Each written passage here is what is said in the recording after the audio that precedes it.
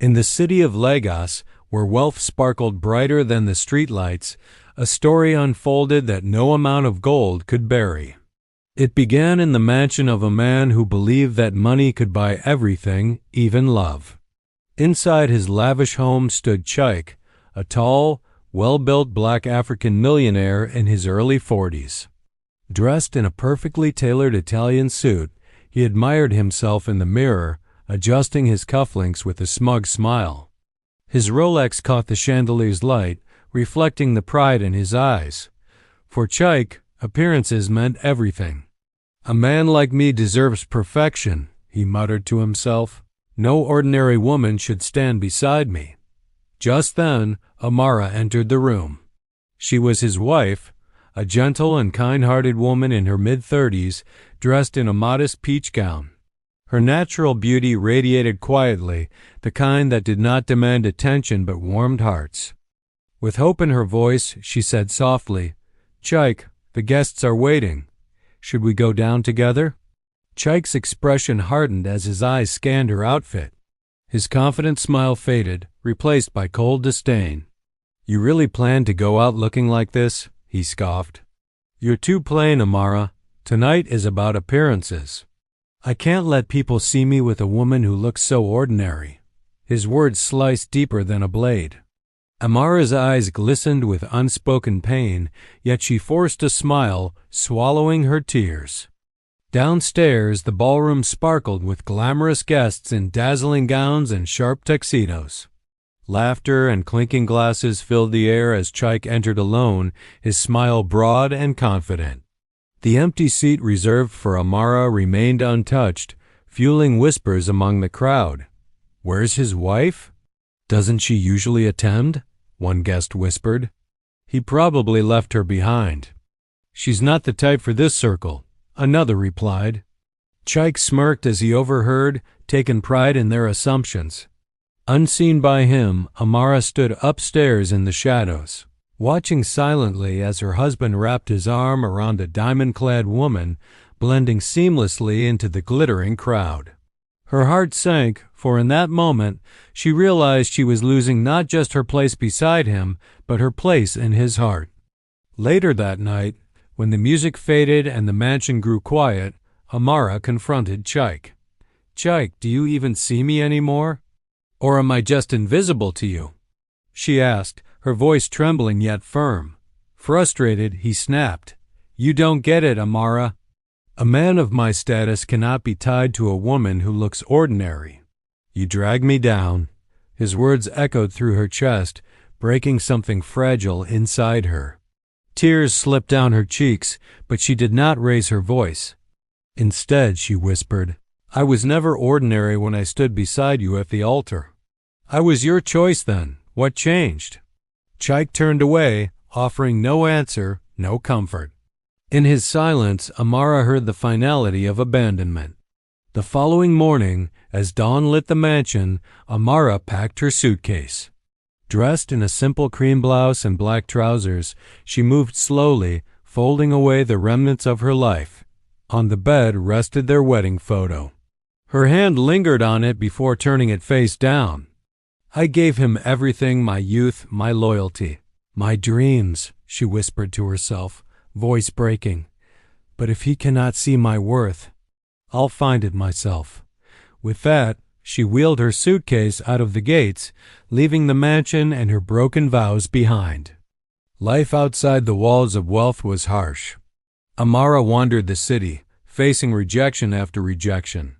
She worked late nights, ate alone in small cafes, and lived quietly, yet her spirit refused to die.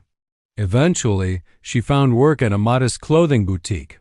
There, she folded garments and assisted customers, but something unexpected began to stir. Her eye for colors, fabrics, and combinations caught attention. One afternoon, her colleague Nia, a lively young black African woman with bold braids and bright fashion sense, smiled at her. "Amara, you have taste," she said. "The way you styled that outfit? Girl, you've got a gift." The compliment startled Amara, but it planted a seed of hope within her. For the first time in years, someone saw her worth. As months passed, Amara pursued that spark. She studied fashion after long shifts, watched online tutorials, and attended free design classes. Her nights were filled with fabrics, sketches, and experiments. One evening, standing before a mirror in a sleek maroon dress she had styled herself, Amara applied subtle makeup and stared at her reflection. For the first time, her smile carried pride. This was not just about clothes. It was about reclaiming the self-worth Chaik had tried to bury. Back at the mansion, Chaik sat surrounded by luxury yet alone. The glamorous women he had sought for appearances drifted in and out, caring only for his wealth. As the nights grew longer, so did his emptiness.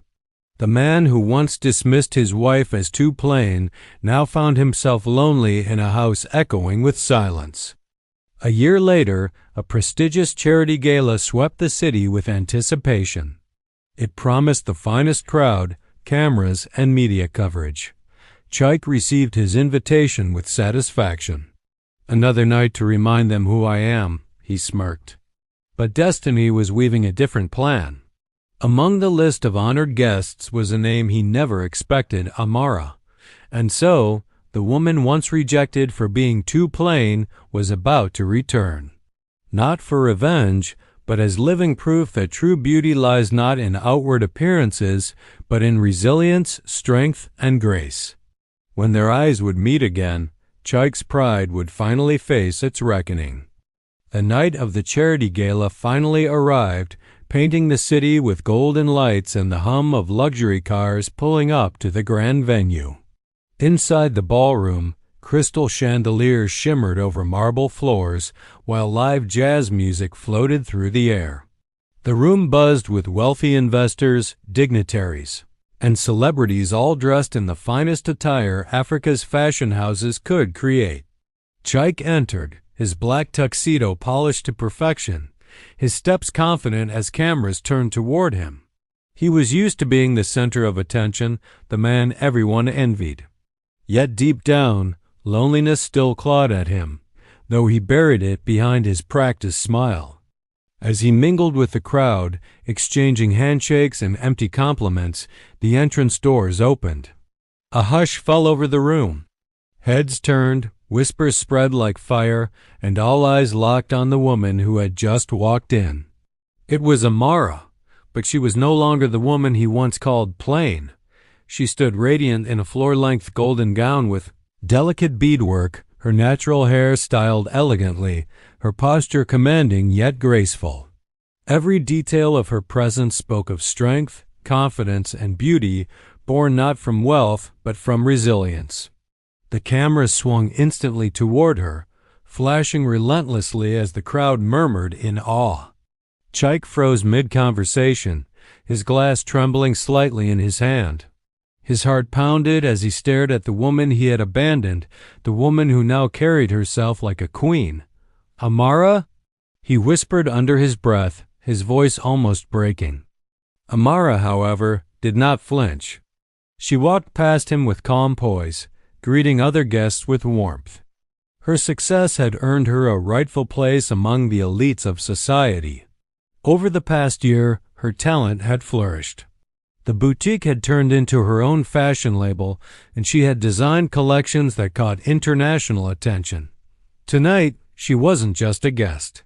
She was the event's honored designer, her creations worn proudly by several attendees. Chaik watched as business tycoons, politicians' wives, and influencers surrounded Amara, praising her brilliance. Each compliment made the knot in his chest tighter. For the first time, he felt invisible. The man who once prided himself on appearances was now overshadowed by the woman he had dismissed as unworthy. Summoning his courage, he approached her during the quiet moment. "Amara," he began softly, trying to catch her gaze. "It's been a long time." She looked at him, her eyes steady, carrying the weight of their past yet untouched by bitterness. "Yes, Chaik," she replied calmly. "It has." He cleared his throat, searching for words. You've changed." His voice trembled with regret. Amara smiled faintly, though her eyes remained distant. "No, Chike, I didn't change. I only became who I was always meant to be. You just never cared to see it." Her words struck him like thunder, each syllable unraveling the pride he had once worn so easily. For the rest of the evening, Chike tried to stay near her, but Amara was constantly surrounded by admirers, business partners, and friends who celebrated her. He realized painfully that she no longer needed his presence nor his wealth. She had built a life that outshone his, one filled with respect and love that could not be bought. Later in the night, during the gala's main presentation, Amara was invited to the stage. Under the spotlight, she spoke with grace about resilience, the power of self-belief, and the importance of never letting others define your worth. Her speech moved the entire room, bringing even seasoned leaders to tears. Chike stood among the audience, his chest heavy, his pride crumbling. In that moment, he understood what he had lost, not just a wife, but the one person who had truly loved him without conditions. After the applause faded, Chike managed to find her once more. His voice was low, vulnerable. "Amara, I was wrong. I see it now. I threw away the best part of my life. If there's any way to make it right, I beg you. Forgive me." His words trembled with desperation, a side of him no one had ever witnessed. Amara studied him for a long moment, then sighed gently. "Chike, I forgave you a long time ago, not for you, but for me. Carrying hatred only weighs the soul down. But forgiveness does not mean return. Our chapter ended when you chose pride over love." Her voice was neither harsh nor bitter, it was calm, filled with the wisdom of a woman who had rebuilt herself. Chike's shoulders slumped. For the first time, the millionaire who thought himself powerful looked small, broken by the truth he had once ignored. Amara, however, walked away gracefully, joining her new circle of friends and admirers, leaving him to face the emptiness of his choices. As the night drew to a close, Chike sat alone at the edge of the ballroom, his untouched glass reflecting the chandeliers above. Around him, the world celebrated Amara's brilliance, her transformation, her resilience.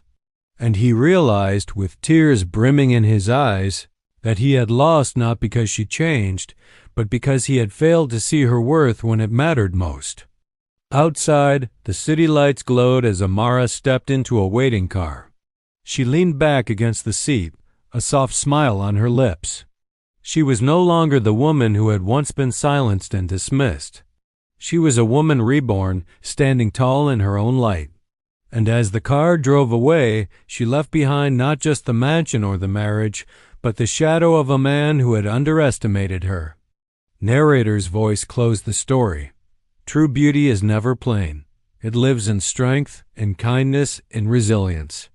And when ignored, it only grows stronger, until it shines so bright, even those who once dismissed it are left speechless.